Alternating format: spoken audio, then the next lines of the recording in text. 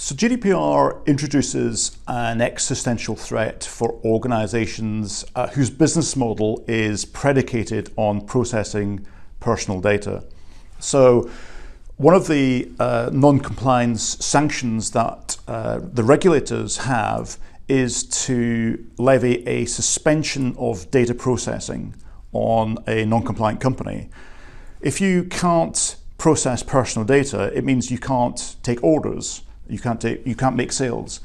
You can't pay people because that involves employees on a payroll, and that is personal data. So effectively, if you have that suspension levied against you, it might be a temporary suspension, but for that time of the suspension, effectively you can't trade.